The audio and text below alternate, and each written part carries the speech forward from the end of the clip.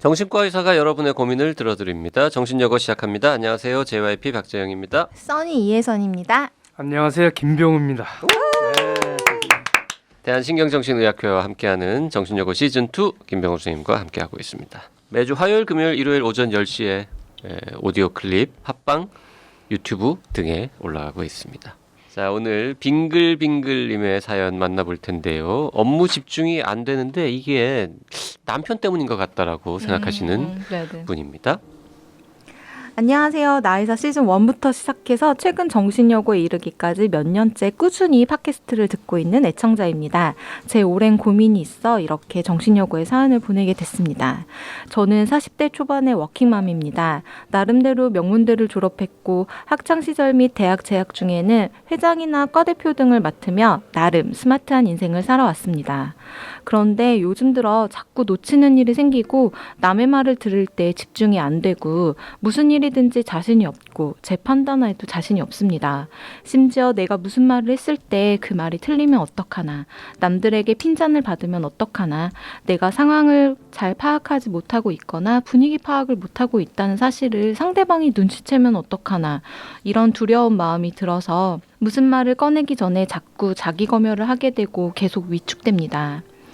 저 자신에 대해 생각해보면 원래 상황 판단이 아주 빠르거나 눈치가 빠른 편은 아니지만 그래도 사람들과 큰 문제 없이 어울려왔고 특히 제가 가지고 있는 장점은 밝고 쾌활하고 재치 있는 말을 잘해서 주변 사람들을 웃게 하는 것이었습니다.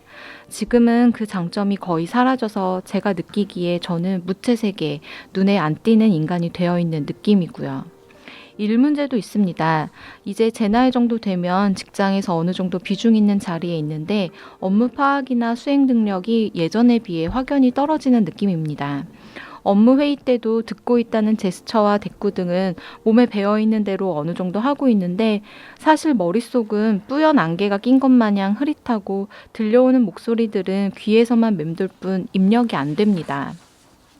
제가 생각해본 원인은 남편과의 문제인데요.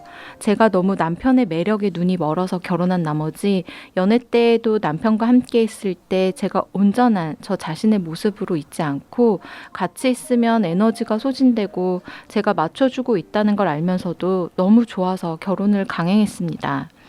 오래 살다 보면 다 편해지고 누구든 적응하게 돼 있다고, 사람은 본심이 다 통하는 거라고 그렇게 순진하게 생각했었습니다.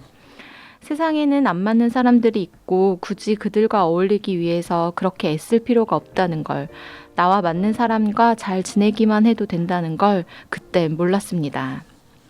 지금은 아이를 둘 낳고 살고 있는데 기본적으로 남편 성격이 아주 강하고 호불호가 확실합니다. 본성은 착하고 책임감이 강하지만 너무 기가 강해서 제가 남편과 같이 있을 때 위축되고 눈치를 보게 됩니다. 저는 다수의 사람들이 어떤 행동을 하면 거기에 무슨 이유가 있겠지, 나도 한번 해볼까? 하는 식으로 생각하는 타입인 반면 남편은 본인의 생각과 다르다면 그 다수의 사람들은 다 모자라서 그렇게 하는 것이므로 생각해볼 가치가 없다고 무시하는 타입입니다. 그래서 저는 저와 다른 남편에 대해서도 이해하려는 쪽으로 접근하는데 남편은 저에 대해서 그렇게 접근하지 않는 것 같습니다. 그냥 저를 본인보다 낮게 보는 것 같고 어처구니가 없다든지 난 모르겠으니 넌 알아서 그냥 그렇게 살아라 하는 식으로 대하는 느낌이라 그것도 기분이 나쁩니다. 동시에 남편에게 마구 대들고 쏘아붙이고 계속 지적하고 부딪히지 못하고 그냥 속으로만 사귀면서 저도 모르게 남편의 저를 보는 시선을 내면화하면서 바보가 되어가는 저를 발견합니다. 부부 상담도 한번 가봤는데 첫 회 상담을 하고 나니 남편은 이 상담을 지속할 이유를 모르겠다고 했고 그때마다 아이도 맡겨야 하고 비용 부담도 커서 그냥 그렇게 끝내고 말았습니다. 저는 현재 아이들에게 상처를 주면서까지 굳이 이혼할 정도는 아니고 최소한 아이들이 성인이 될 때까지는 같이 살고 싶은데 제가 저 자신을 잃어가는 느낌과 지금처럼 지속적으로 스트레스를 받는 것, 머리가 안 돌아가는 것, 없던 두통이 생긴 것 등을 어떻게 개선시킬 수 있을지, 그리고 이런 상태가 지속되면 혹시 치매가 빨리 오거나 뇌에 문제가 생기는 건 아닌지도 걱정이 됩니다. 네. 예, 이거는 뭐 남편 때문에 그래요. 아, 진짜요? 네. 남편하고 관계 때문에 그런 거죠. 어. 예. 그 이제 사실 이런 경우가 많이 있거든요. 많이 있어요. 그러니까 네. 사람에 따라서 어떤 사람들인 경우는 다른 사람들이 나를 어떻게 볼까에 굉장히 예민한 사람이 있고, 네. 어떤 사람은 남이 나를 어떻게 보는 거에 별로 신경 안 쓰는 사람이 있는데, 부인이 전자고 남편이 후자예요. 완전 반대네요. 예, 완전히 다른 성격인데, 그러면 이 남편이 옳으냐? 사실 이 남편은 옳은 사람이 아니라 네. 사람이 살아가는 방법은 여러 가지가 있거든요. 자기 방법만 옳다고 생각하는 시야가 좁은 사람이에요.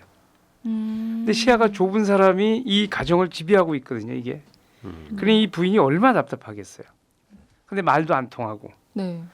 이 남편이 생각이 옳아서가 아니라 남의 생각이 어떤지에 대한 거를 존중할 줄 모르는 사람이라서 그러는데, 인간의 어떤 생각이나 인간의 마음은요, 다른 사람의 관계가 없으면 인간의 마음은 없어요.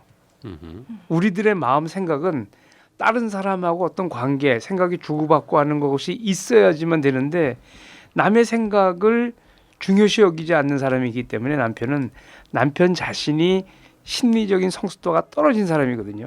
근데 이 양반이 자기가 옳다고 얘기를 하니까 부인이 되게 힘든 거예요.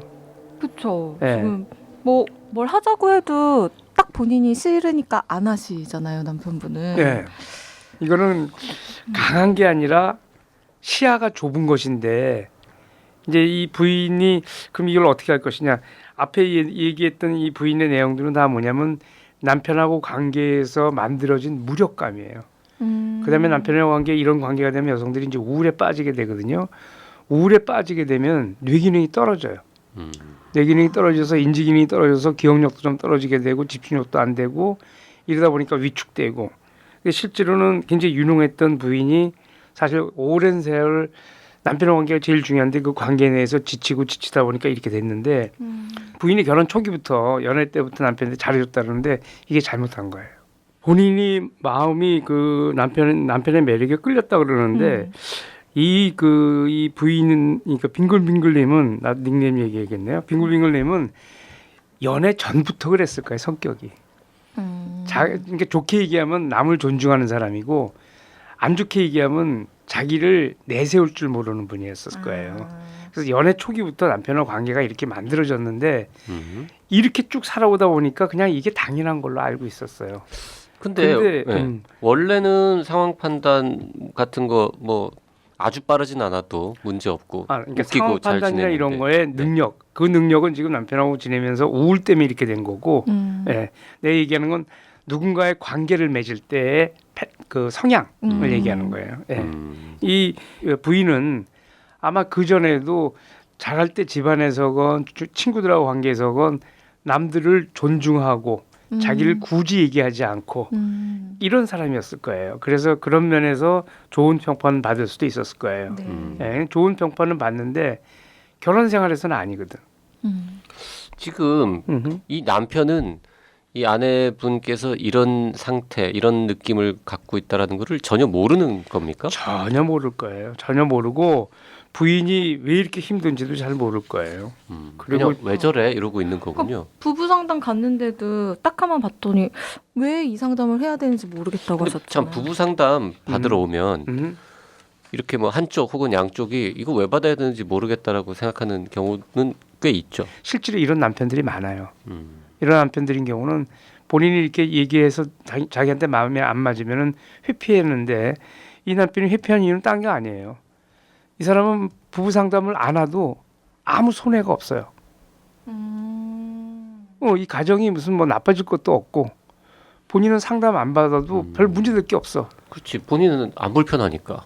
본인은 안 불편하고 이 상황 내에서도 부인이 그렇다고 해서 강하게 나갈 것 같지도 않거든요. 내가 볼 때는.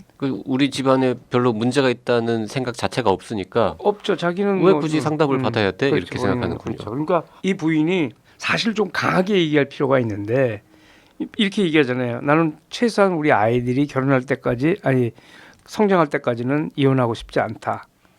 성장한 다음에는 이혼할 수도 있다라는 의미이기도 한데. 네. 근데 이제 그 성장하면 또 결혼하고 난 다음에 뭐 이렇게 하면서 계속 못해요. 그러니까 그럼 강하게 얘기한다는 건 뭐 어떻게 말하는 거를 뜻합니까? 강하게 말한다는 거요. 못 글쎄, 살겠다고. 난 이 남편이 제일 두려워하는 거는 이 부인이 자기 떠나는 걸 거예요.